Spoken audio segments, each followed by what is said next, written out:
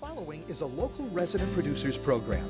The program content is the sole responsibility of the producer and does not necessarily reflect the views or policies of CATV2, Oshkosh Community Access Television, the City of Oshkosh, the Oshkosh Cable Television Advisory Commission, or Time Warner Cable.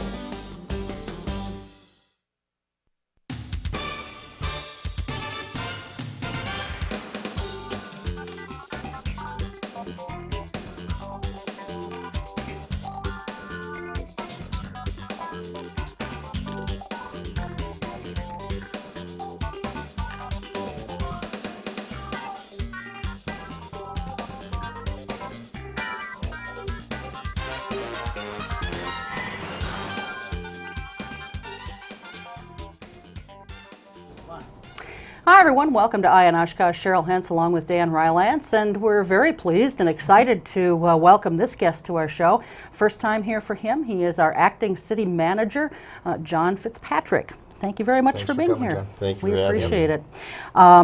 We asked you to come on just because you are the acting city manager. There's a lot of stuff going on with the city, a budget that was just recently approved, a city manager search that is sort of going on right now, but probably will be going in more earnest here soon. So just a lot of different things going on in the city. Let's talk about the city budget for starters. Okay.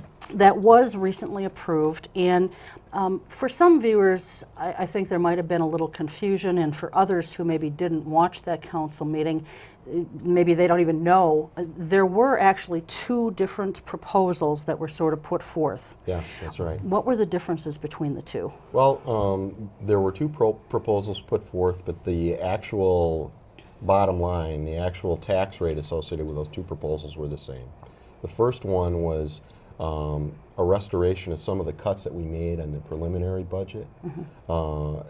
And for folks that might not know how that budget process works, we do the best we can to try to project a budget initially, but we really are linked to the state of Wisconsin and what they do, and they crunch a lot of numbers for us in terms of aids and formulas and valuation. So we do the best we can to try to come up with a preliminary number, and then after they are a little further along with their budget process, when they can crunch those formulas, then we get a clear picture. So we came in with the most conservative estimate we could based on the idea of 2% or growth, and City Manager Wallink and Finance Director Noakes came up with that target figure.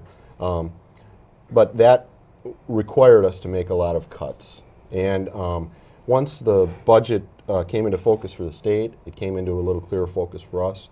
And then what we were able to do is share some of the information with the council in regard to some of the cuts that we made to get to that number. And they listened to our thoughts, and I think they were comfortable with the idea of restoring some of the cuts that we had made. And that was option A. And option B was that combination of restoration, actually a combination of that restoration, and then some of the items that the council thought were important for us to add in addition to those items. Like, for example, some urban forestry, some training in the city manager budget, and also some training dollars in the city council budget. Sorry. Okay. And that city police officer right away on option B. Absolutely. In order to consider those additional items and to keep the rate the same, we were considering the possibility of hiring that additional police officer a little bit later, because that was an additional staffed position.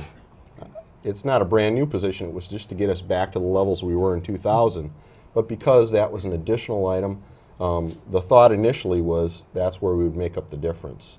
But upon further review and discussion with the council, they were very considerate of our need to staff that police officer, and they challenged us to come up with another area to find those dollars. And we talked among ourselves very quickly there, and we have the vacant city attorney position, and I don't believe we'll be able to expend all the funds that are set aside there.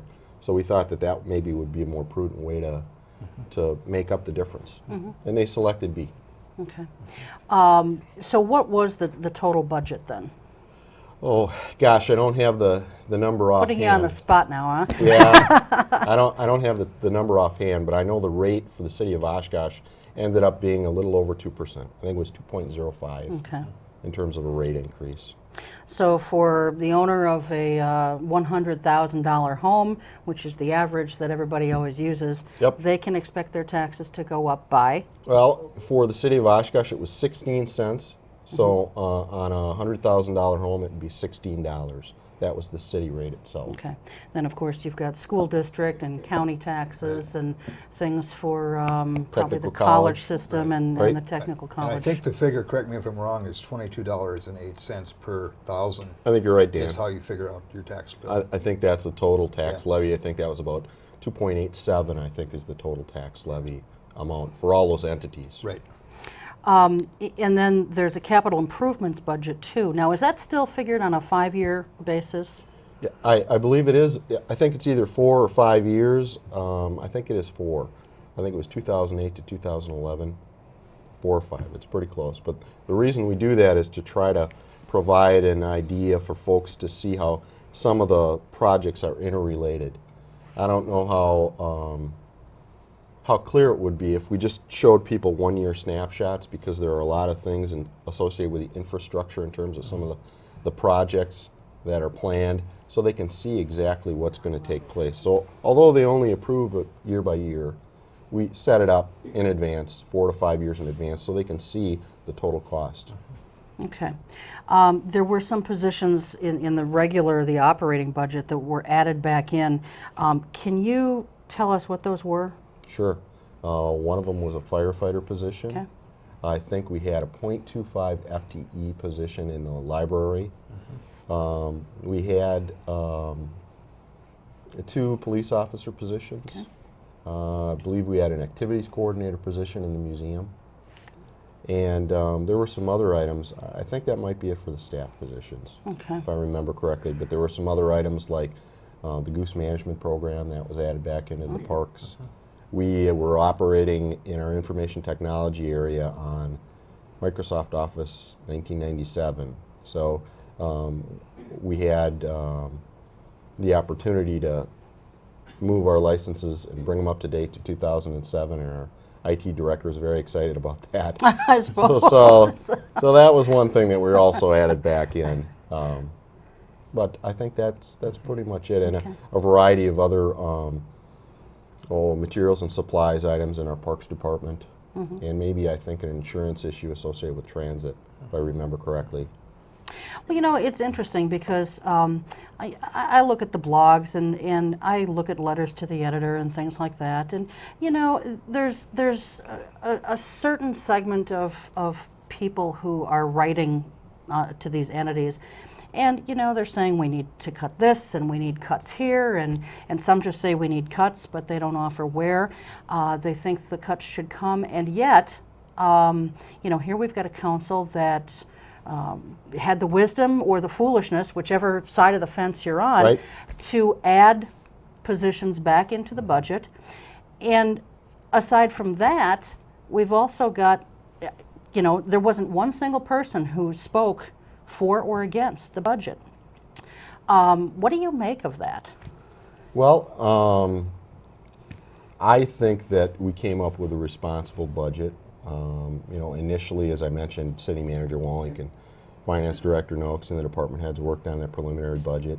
And I hope that we were able to convey to them that the restored items were really needed.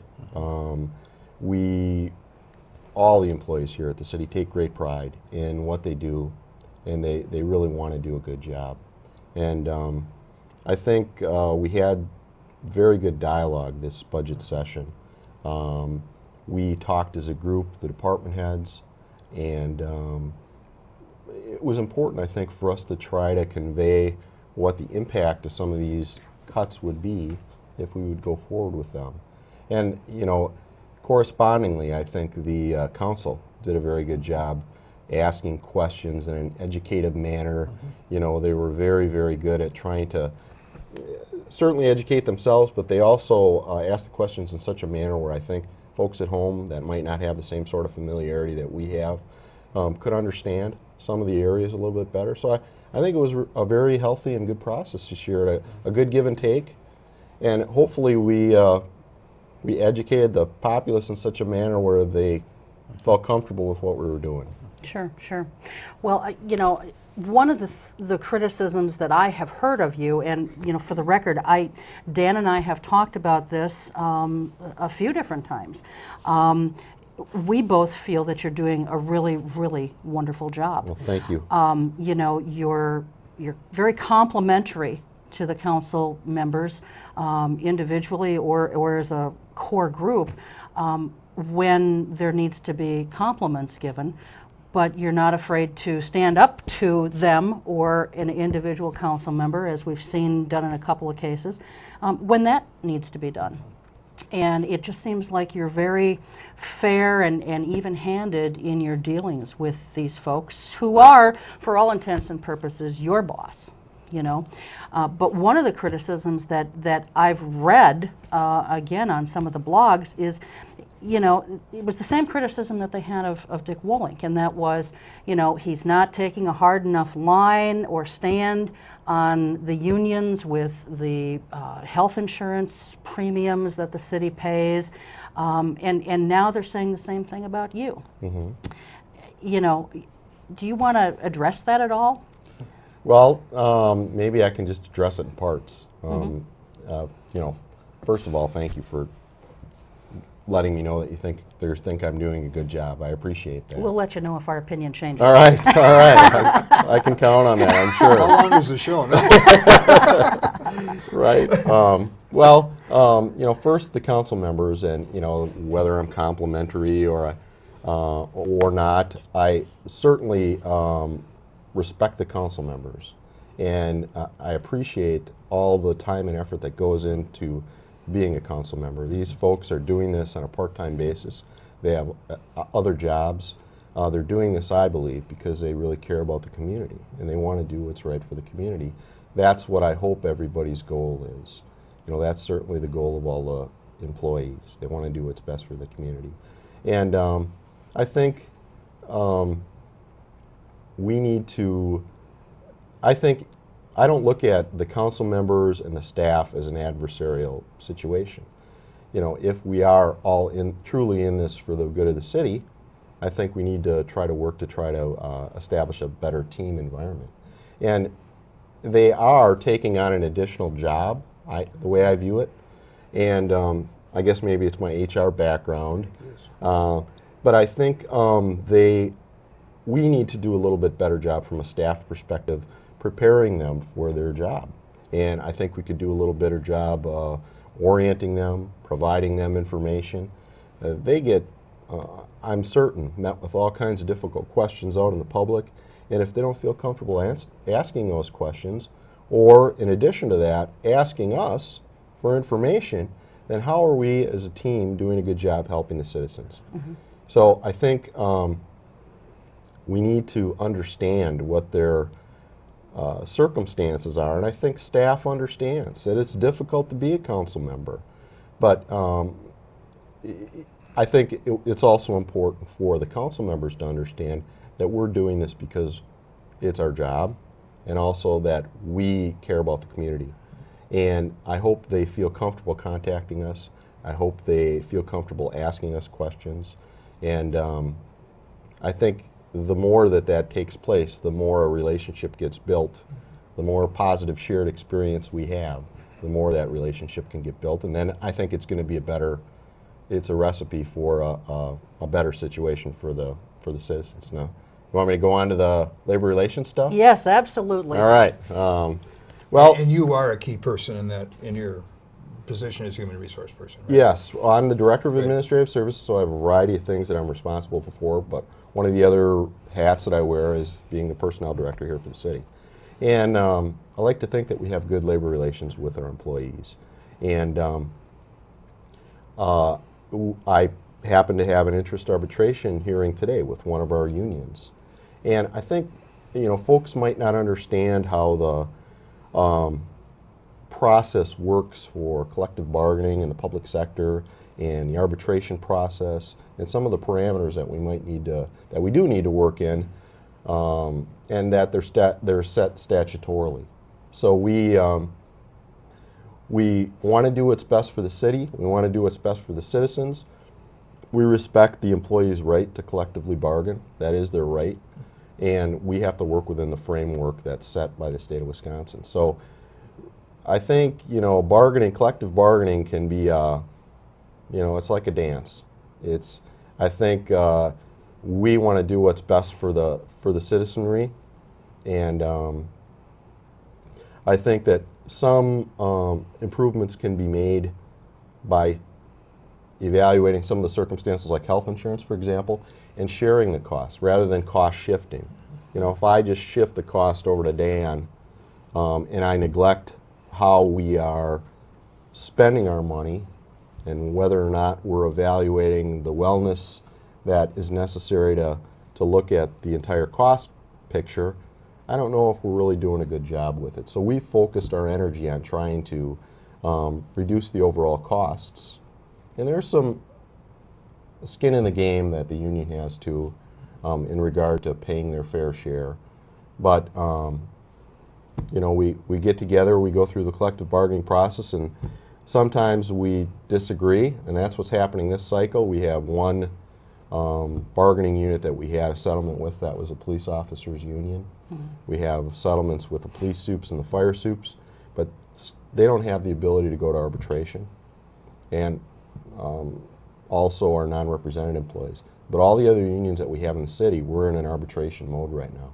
So that would be 4 AFSCME units, our library, public works, clerical paraprofessional folks, and our professional folks, and our firefighters. And I hope I'm not droning on too much about No, this. you but just keep going, All right. because Okay. I think people need to hear it. But- and explain whether the arbitration is binding or not. Sure, I can get into that. Yeah. So to continue the idea of arbitration, I think one of the things that's difficult with health insurance, and folks in the private sector would say, hey, I'm paying XYZ for my health insurance. Why isn't the city? And I think the model that the state of Wisconsin has established for collective bargaining is one of stability. And what I mean by that is we don't have, our public employees don't have the right to strike like other states do. And that's what the citizens of the state of Wisconsin thought was appropriate in order to create a model of stability. And so that model was put in place, and the collective bargaining process is set up in such a way where it isn't able to adapt to extreme cost shifts. Like, for example, health insurance. We know that that's spiked in the last, 5 to 7 years.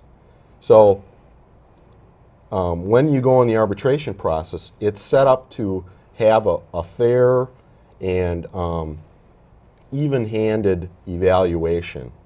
So when we go in, if one side or the other side gets a little bit too crazy with their demands, it's set up to punish those folks. So it's set up for the two parties to try to work out their differences locally, which I think is the best model. And if they can't work it out, then they'll go to an arbitration model. And the arbitrator is set up in the state of Wisconsin to do winner take all. But there are also different statutory criteria, like ability to pay, internal comparability, that means our internal unions, external comparability, our external comps that have been set up by the Wisconsin Employment Relations Commission historically. So the arbitrator comes in, he takes a look at both proposals, he tries to take a look at all those items under the law and sees how each proposal fits under that. And if one side or the other gets a little too crazy with their demands, they're going to lose. So to make a long story short, when you have that kind of a game and the rules of the game are structured in that way, when you bring your proposals forward, it's difficult to match some extreme issue like, for example, health insurance, where let's say, for example, we wanted to increase health insurance by 10%, just like that. It would be difficult for us to do that because of the structure and how it's set up. We would lose because we would be compared against all our internal comps, all our external comps, and a variety of other issues statutorily. So knowing that, we've taken the approach to do what we can at the bargaining table, be cognizant of what our comps are doing. Our comps, by the way, are Green Bay, Appleton, Needham, Menasha, Fond du Lac, Sheboygan. Those are historical comps set by the Wisconsin Employment Relations Commission. So we do our best to be cognizant of those folks. And sometimes we're leaders in certain areas of benefits, sometimes we're not. But knowing that, we try to sit down at the table, as an entity and say, okay, what are we doing with our health insurance? Where are our costs? What's our utilization? How are we spending our dollars? What's our structure in terms of what our plans pay for? What are our plans? We have gone from a model from when I first came here of unlimited health insurance to go anywhere in the world, and all you paid was $250, $500 for a deductible, to two separate plans right now, a PPO and an EPO, a preferred provider organization, which has it built into it some discount options and network options where you can go in and out of the network. And then the EPO is kind of like an HMO model in order to create some sort of discount stuff. But in addition to that, it creates choices in the employee's mind and makes them start thinking about how to manage things in a more cost-effective manner and how am I doing personally for my own health. So I guess the last thing, I know I'm rambling on here and I apologize, but we've been very successful establishing a joint healthcare committee here with the city that includes all of the unions, includes our non-represented employees, and we meet on a regular basis. I think it's about every 6 weeks. We have a wellness committee. It's a subcommittee of that. We do health risk assessments, and we take all that aggregate information and we develop programming to target areas where we know our employee population have problems. Like, for example, myself, I'm overweight. That's one area that we focus on. We focus on smoking cessation. We focus on diabetes. And through that information, we develop programs and we encourage the employees to participate in those programs. And if we can reduce, curiously enough, some of the more dramatic health issues like heart attacks and diabetes, if we can reduce some of those issues by some more preventative activity through programming and through the employees participating jointly, cost sharing rather than just cost shifting, then we can reduce the overall cost rather than just shifting costs back and forth across the table. So that's our strategy in regard to health insurance, and we've worked on a variety of other things in the collective bargaining arena, but your question was really directed more toward health insurance. Well, right, and I think that people, not everyone obviously, or we would have heard people screaming at the top of their lungs at the budget hearings, or rather at the council meeting when the budget was being discussed for approval.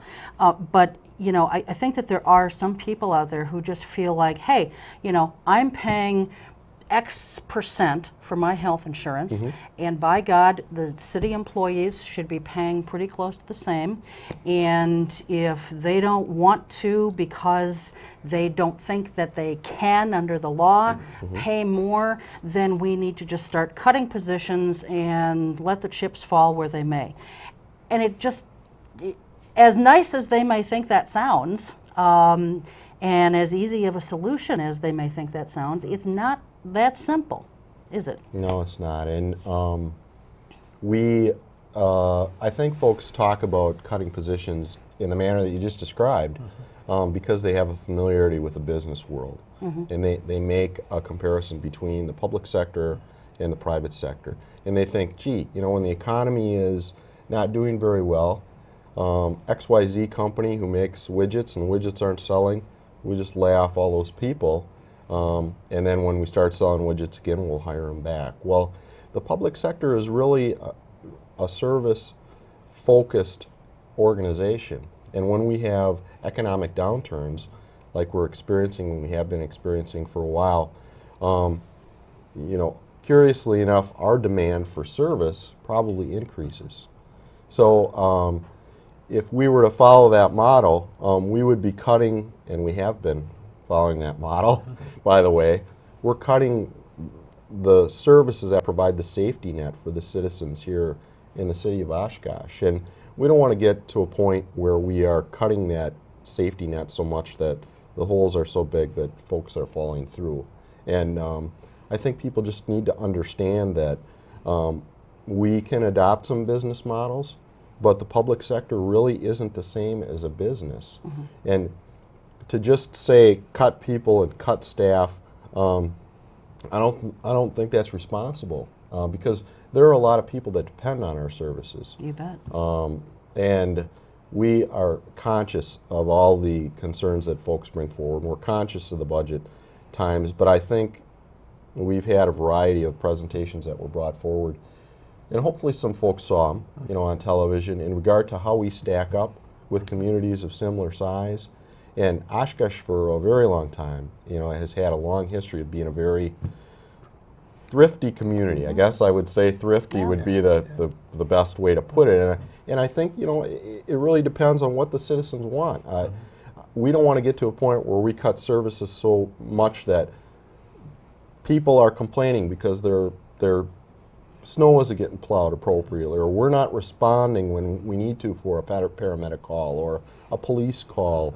And I think when you do look at the facts in terms of how we stack up with other communities of our size, we are either the lowest or one of the very lowest in terms of how we're staffed, how we're funded, how much we spend.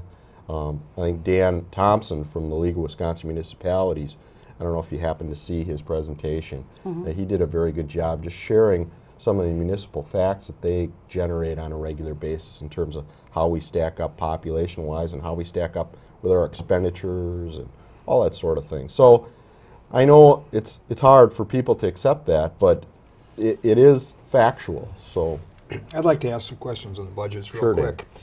The state gave you more flexibility for the first year of the budget than the second. yes, Are we looking maybe at cuts in the second year? I think we could very well be looking at cuts. Okay. We had the opportunity to go up to 3.86, Right. and I think that's what you're referring to. We didn't take that opportunity, and some folks said, hey, what were you thinking? Right. Because next year we're going to be at 2%, and are you going to have to cut all these folks that you restored next year?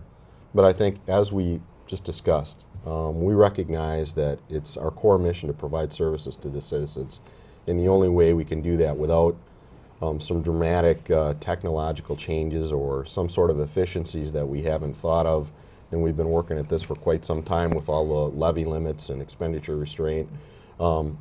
We need to try to preserve as many positions as we can because that's going to preserve the services to the public. But you're exactly right. Next year we're facing 2%. What So about it's a gonna be biennial tough. budget? Do cities have biennial budgets? I'm not familiar with cities that have Okay. biennial budgets, but I am familiar with the state budget because I worked for them for quite Okay, some and time. that is a biennial budget. It is a biennial Yeah, budget. yeah. How about program budgeting? One of the, Cheryl asked earlier about, no one comes to these things. Actually, the budget is pretty dull, and it doesn't really have any narrative in it. I think Councilman Palmieri was kind of hinting at that when Yes. he suggested he wanted a more creative budget for next year. I think- I read that to mean a sort of a program budget. I think you're right. Is there any thought that maybe you can have more creativity and more program Well, description? I think that was a good suggestion by Councilmember Palmieri because I think it provides us the opportunity to kind of humanize some of the impacts Exactly, of these yeah. things. And I think that's what he was trying to get at. It's very difficult for citizens to understand numbers sometimes, and if they can see what the real impact is, and we can have some sort of narrative, I think it will make it a little bit easier for folks to understand. And council members, and then they can maybe do a better job in judging what we're going to be able to keep and what we're not going to be able to keep. What do you think of a budget committee? I know Council Member Palmieri brought that idea up as well. I don't know how effective that would be. I think it's a pretty complicated animal, and for a citizen to have a real handle on the budget, I know he talked about a year-round committee that would work on it continuously. I don't know how successful that would be. Here's my argument for it. Okay. I see the council as a reactive body to the budget. And they come in without maybe knowing a lot, particularly if they haven't been on the council for a long time, and there's no consensus among the council members. They're just individually asking things. It seems to me a budget committee would be proactive and would allow a council, say 6 months before you prepare the budget, to say, this is what we would like you to address in the budget, and then give you a chance earlier to, if they could come to consensus on what they wanted, which they might not, rather than to sit in the last minute and simply be reactive to your budget. Well, I understand your point, but I think maybe another way to approach that would be, as I discussed earlier, I think we could do a better job educating the council. Yeah, that would help. So when it gets to the point of budgeting, they have a better feel and familiarity with the departments, and maybe they'll be a little more comfortable making those decisions and making those cuts if necessary. I'd like to see us work on that first. Okay. You know, before What about we assigning move. individual council members to certain departmental budgets to sit in earlier? That's another approach you could do. You know, that's something we could explore. I think we need to have an environment where council members, I hope they feel comfortable enough to come to us individually and ask us anything they want about the budgets. Sure. But it is a big surprise that comes in the process for them. It is, I think, but in all fairness, and I hate to keep harping on that, I really think we need to do a better job educationally. And I think, you know, we've worked on that internally, inside our own, with the departments. And I think the next step is to work with the council members. And I think the step beyond that is to work with the citizens and the media. I think that, you know, the media, I believe, you know, has the same sort of interest in mind. We're all in this together. And I think as budgets keep dwindling, you know, I don't want to steal the catchphrase, it takes a village, but it you know, it really, I think we're going to need all the help we can get. And I think, you know, programs like yours, where you provide the opportunity to heighten citizen awareness and give folks an opportunity to discuss issues and ask questions, I think that's great. And I think, for whatever reason, you know, our relationships have maybe not been forged as strongly as they could be. And I think as we move forward, as you have hinted about, Dan, we're going to be facing some very critical points in history here with the City of Oshkosh. And we're going to need to work together to overcome those circumstances. I think the days where we can just, you know, sit in separate camps and just, you know, lob grenades at each other, I don't think that's going to be in the best interest of the citizens. I think that's one of the strong assets you bring, is that you are a human resource person and you view city government as a team thing rather than conflicting. I mean, to me that comes across. Well, thank you. Yeah. I want to ask a question about the cable television bill. Sure. We had a guest here about a month ago, a lobbyist for the counties, and before the show he said, well, what do you think of this cable television bill? And I said, well, I don't know. I said, what do you think? I said, is it going to pass? He said, 100% it's going to pass. Yeah. Can you kind of update us on what's in it now and where it's at? I can talk a little bit about that. John Urban, Cable Media Services Director, he'd be a greater resource for us. But it's my understanding that maybe I should just step back historically. There have been the ideas that AT&T wanted to move into the marketplace and provide what they believed to be competition to the Time Warners of the world. And they have been successful in other states proposing these bills. And I don't know if the way that it's been framed has really been honest and straightforward to the populace. I think that certainly AT&T has a great opportunity to generate a lot of additional revenue for their company, and I understand that's important to them and their stockholders, but I think it's also important for us to step back and try to determine what the impact to the citizenry is going to be. And you know, as Council Member Palmieri is a consumer advocate, I myself am one too, and I think we need to be responsible about what we're doing. And we had an opportunity, I believe, with the bill that was developed in Illinois. There were a variety of different compromises that were accepted by AT&T through that Illinois bill. And we worked with our legislators very closely. They were very much interested in this issue. Representative Hentz and Cheryl Ressler, they were very receptive to all these ideas. Unfortunately, I don't believe that we were able to that the final product is going to be close to the Illinois bill. And I guess I'm disappointed because I, as a citizen of the state of Wisconsin, asked the question, why would we accept less than what AT&T was willing to provide to folks in Illinois? But, you know, there's still hope there. I don't believe the governor has signed everything yet, you know, and he does have the ability, some veto ability. But it doesn't look promising right now. Just one last question. Sure. On our PEG amount that we pay, Yes. if you're a Time Warner, only a third of it goes to OCAT, and 2/3 goes to the general fund. Why is that? And is that common among other PEG stations in the state? I don't know if it's common among other PEG stations in the state, but I think one of the reasons is, you know, just a plug for one of my own divisions in my Okay. department. I think one of the things that you know, based on your experience with the folks that work here, they're just extremely efficient. I mean, I'm a little biased, but I think we have the best cable access programming in the state of Wisconsin, if not beyond. And for the folks to do what they do with government programming, community programming, and now WOCT, our low power FM channel, to provide an opportunity to educate the citizens, provide them a window into what we're doing here in the government, provide an opportunity for folks like you to be involved and help educate the public. You know, that's tremendous. And to do it at the price that they do, you know, I think it's a bargain. Why doesn't the whole amount, though, go to cable television? Well, you know, I'm sure John would love to have that happen. But I think historically, you know, we've had budgetary parameters established, and we've lived within those parameters. So, Okay. So if this passes then without veto and without the governor trying to put something back in, what does that mean for the citizens here? Because I know when John Urban was on the show, probably about 6 or 7 months ago, talking about this, The sky was going to fall in.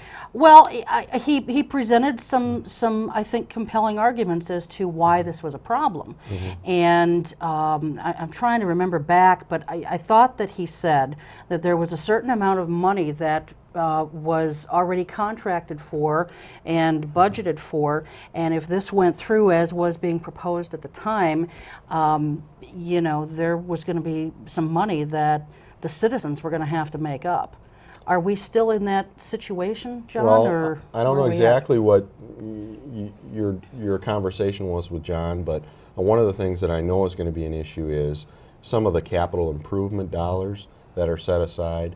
I think that that's going to continue for another 3 years, if I'm You're right. remembering Time Warner correctly. contract can end in 3 years. Okay. Yeah. But what we've done here with channels 2 and 10, when we were able to do the remodeling, we went ahead and bonded for some of the costs because we were counting on that money coming through. And that's the information that we had. We had no reason to believe that this was going to change, you know, based on this bill. And I think we'll still be okay. I think in terms of looking at maybe the deficit, if you want to frame it in that manner, I think John had a projection that he worked on with Ed Noakes that ended up where we were about $67,000 short in terms of paying off the amounts that we had already borrowed when it's all said and done. Now, other communities aren't going to be that fortunate. We were fortunate that John and his staff had the foresight to go forward and develop the structure that we have here, the infrastructure that we have here. But for other communities who haven't had the opportunity to do that, their window's going to be closing.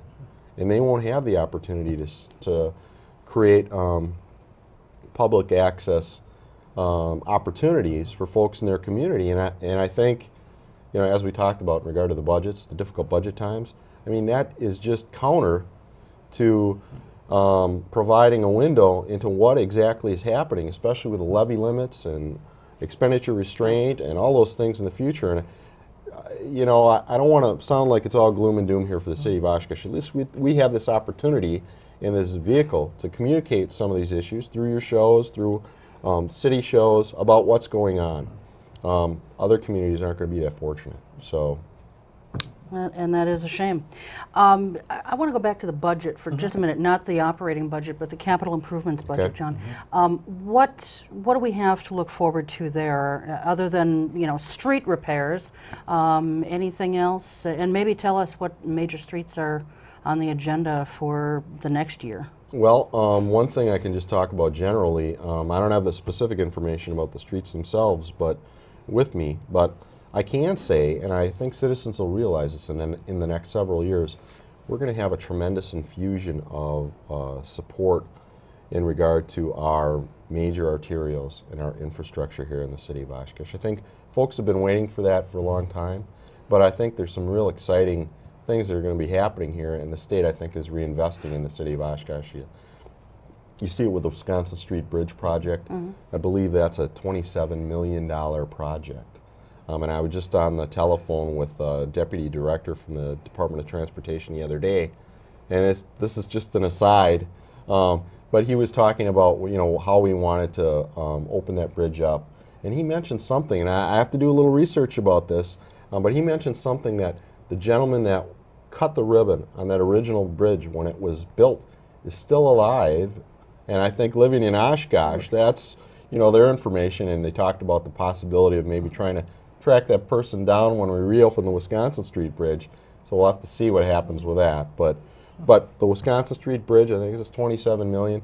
The Highway 41 corridor, gosh, you know, I don't even want to throw a number out there because I know I'll be off. But easily, I would have to say easily it's going to be over 40. I think maybe it's even $70 million. I don't know. It's one of the projects that was approved by the TPC. You know, we're going to have some work done on Ohio Street. We're going to be redoing our Main Street. I think it's going to be a very different Oshkosh in the very near future. And I think it's very exciting that we're going to have this opportunity. And the costs aren't going to be completely borne by the citizenry. I mean, we're seeing, as much as we complain about the state, I think we also have to be fair and even-handed. You know, the DOT is reinvesting, and the state of Wisconsin is reinvesting in the city of Oshkosh, and I think it's an indicator of our growth. And I happened to see a statistic in our interest arbitration case today that was provided by the union. Not that I want to make their case on television, but one of the things is ability to pay, one of the statutory requirements to discuss. And they had some pretty compelling statistics about growth in Oshkosh as it related to our comparables. So it's not all gloom and doom. The state isn't always bad. I mean, it is a give and take situation. And we should interject that the capital improvement budget for UWO is the best they've had in 40 or 50 years. You know, I don't know Chancellor Wells very well. I know who he is, but I think he certainly should be commended for his efforts. The ability that he has to garner investment in the University of Wisconsin-Oshkosh is tremendous. And I know firsthand because I have a couple sons that are attending there. They're in the dorms there. You know, we've traveled around and looked at all kinds of schools in the state of Wisconsin, public and private, and City of Oshkosh, or University of Wisconsin-Oshkosh, facility-wise, you know, they are second to none. So. Okay. Yeah. We're going to talk about the city manager selection process in a little bit, but what progress so far is being made to fill the position vacated by Warren Kraft as city attorney? And then there's two positions that are being vacated, I believe, in 2008, Finance Director Ed Noakes and Transportation Director Mark Huddleston. Where are we at in those job searches? Okay. Maybe I can start with the Finance Director and Transportation Director. Those positions have been advertised and we're receiving applications. The deadline, I believe, is tomorrow. I think it's December 7th for those two positions. And we're receiving a fair amount of applications for the Finance Director. I hadn't checked on the Transportation Director, but I don't think they were coming in as fast and furious as the Finance Director. And I think maybe one of the issues is we had enjoyed the multiple abilities of Mark Huddleston as Transportation Director, because he not only is he responsible for our transit operation, sign operation, traffic engineering operation, and he managed a variety of things there, and we changed the job a little bit where we're requiring a PE traffic engineer for that transportation position. So, hopefully we are where we are at in terms of how we've structured that job and is going to be appropriate, but that may have an impact on our ability to recruit folks, and we may have to take a look at that again. Professional engineer with a college degree? Yes, Is that, yeah. right. Okay. Yeah, and you're going to be competing in the private sector in that. Yes. Yeah. Yeah.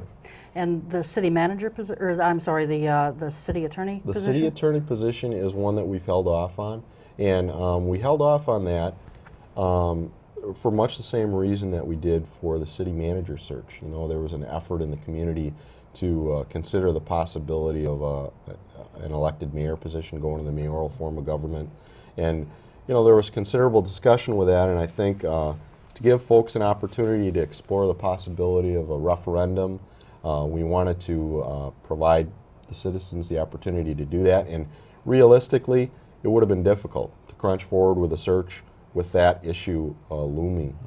And in conjunction with the city manager change of government, a mayoral form also provides the opportunity for elected positions, like, for example, at a city attorney level.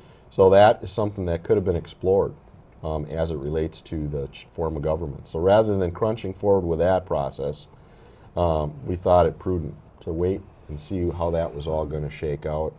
I mean, it appears now that the folks that were interested in that are no longer interested in it for whatever reason. At least not at this time. Not at this time. So our plan right now is to wait until the 17th because I think that's the deadline for folks to have turned in all the information necessary.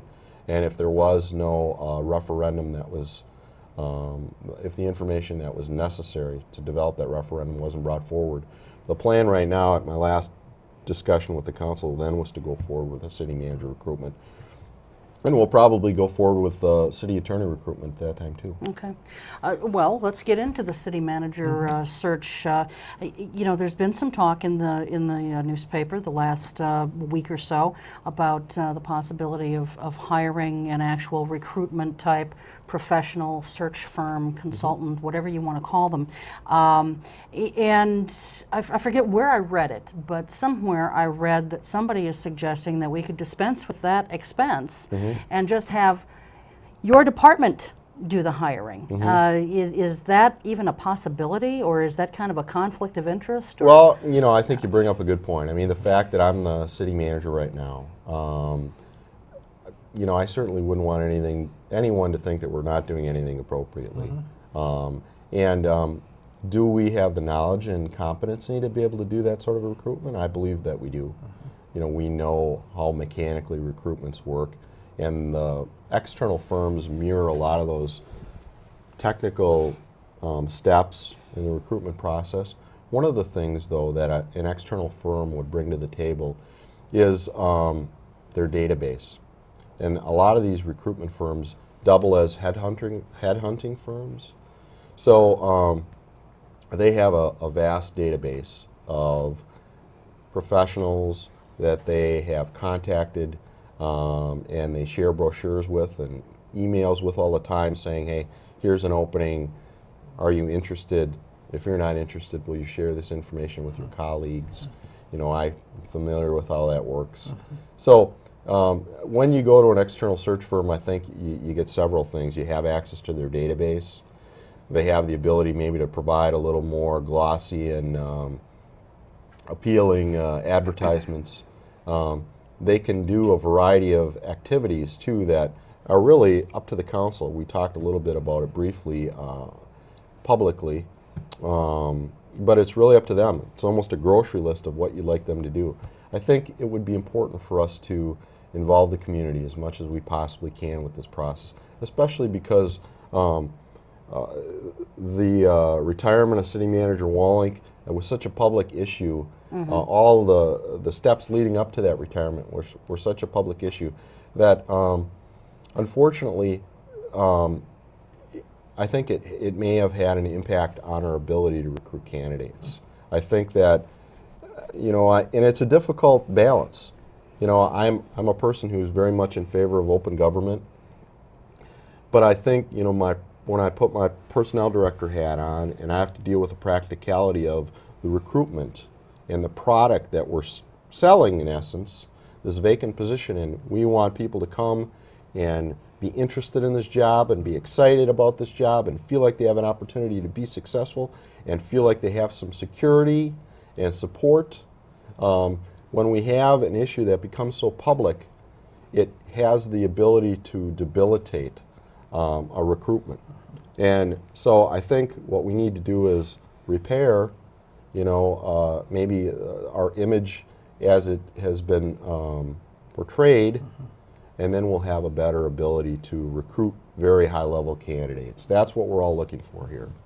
The 5 finalists for the interim manager position, which of course now we're not using an interim, we're just going to stick with you as the acting city manager until the permanent city manager is brought in. What has happened with those applicants? Will they be solicited to see if they have any interest in a permanent position, or have any of them expressed such an interest? Some of them have expressed interest. When the decision was made that we were going to halt the recruitment, we sent them a letter, our office sent them a letter and thanked them for their participation in the process and made them aware that the council decided to focus their time and energy on the permanent recruitment when and if that occurred. And if they were interested in that, they certainly would be invited to reapply. That's what would be required if they are interested. Okay. I guess I'm just going to come to the quick here. I believe continuity in local government is extremely important. I think your continuity. Have you given any thought to applying to be the permanent city manager? Well, gosh, I appreciate you saying that. I mean, I've thought about it a little bit, but not very much. I mean, I've been very busy working on all kinds of different things here, and I'm very happy being the director of administrative services. It's a very exciting job. The variety and the opportunity to work with all kinds of different folks. It's very exciting. I got to push a little harder on that answer. I mean, we both have expressed what we think is, you're doing an incredibly good job. The continuity and the personality. Are you ruling it out completely that you would not apply? Well, I don't think you can ever rule anything out. Okay. But I don't know what interest folks really have in me. I think that there's a perception that sometimes if you can get people from a certain mile radius away, that can work better. But I think it's important for the council, if I can step back and not think about it from my perspective, but a personnel director's perspective. I really think that they need to do a search and try to, determine who the best candidate is. That's what's in the best interest of the city, and that's what I'm interested in. Sure. What's best for the city? Am I the best person for the city? I don't know that. Yeah, but you could be in the search. You could apply. Well, we'll see. Well, you have 2 people here that think highly of you, and thank you, I would think the council would be well advised to dispense with the big. I mean, to nominate you, because I think you offer continuity, which is so important in local government. You talk about an outsider. How long would it take for an outsider to have the knowledge that you have in the city of Oshkosh? Well, there are many qualified candidates out there, I'm certain. So I appreciate your comments. But I think, back to your original questions, I think they really should do a search. And I think that we should utilize an external firm for a variety of reasons. How much they utilize the external firm, I think that's going to be a matter of what they think they could afford to. The external search committee probably will be Steve Hentz's company. Well, I don't know. Steve has a wonderful company, his company with former city manager Free, but there are also other companies. And just as I think it's appropriate to look at different candidates for the city manager position, I think it's probably appropriate for us to look at different firms. Nothing against Steve Hentz. I respect him tremendously in his knowledge and his company's background. But. Well, I think there's something to be said for someone local, and by the same token, I think there is something to be said also for someone from out of town who can bring some different Absolutely. and new ideas. Absolutely. And same thing with the city manager. Yes, I think you're doing a wonderful job so far, especially that, you know, you're in a position where you're juggling a number of hats and a tremendous amount of responsibility and daily duties. I can't imagine what your day must be like. And then here you sit on a It's a Thursday night too. A little busy. You know, Thank but you know, at the same time, perhaps someone from another community would be able to bring more creative and newer ideas that we've not maybe even considered here. Sure. So, Well, you know, I've been in the public sector for a long time, and I have a lot of friends that work in the public sector, and I think, you know, there'll be interest from some folks in the city of Oshkosh. I certainly believe in the city of Oshkosh, and you know, I think my friends don't think I'm totally off the wall, so I would hope that they would consider this, you know, as a viable position, an exciting position. There are many opportunities to work on a lot of exciting projects here. So. well, I think, John, you should at least throw your hat in the ring there, if you will, and, you know, and then let the council do their search and see what I second what they Cheryl's think motion. Well, is thank in you. the best interest of the city. I you know? appreciate you saying that. I really do. And Thank I have you. a Santa Claus question for Okay. you. This show will air near Christmas. All right. All right. If Santa Claus came to you and said, John, what's the one thing you want for the city of Oshkosh in 2008 that you haven't been able to get this year, what would it be? That's a good question, Dan. That's his Barbara Walters question, I guess, huh? That is. I would say the most important thing for us to do is to function as a team. Not only the city, but the city and the council, and the city, council, media, community. I think the city deserves it, and I think it's going to be necessary in 2008, especially with some of the difficult issues that we'll be facing. Spirit of Christmas for 2008. Absolutely. Okay, that's a good answer. Anything else other than, you know, filling these positions, continuing with the bridge, continuing with some other major street reconstructions? Anything else that 2008 holds for us? Well,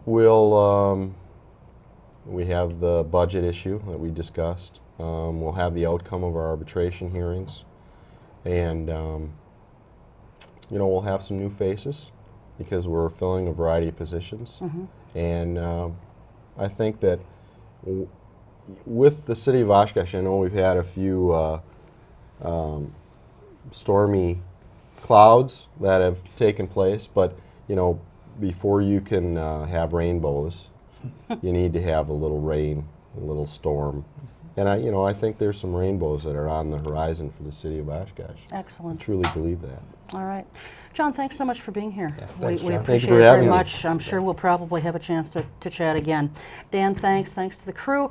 And as always, thanks to all of you for being at home and inviting us into your homes the last hour. Happy holidays to all of you from all of us here at Eye on Oshkosh. We'll see you next time.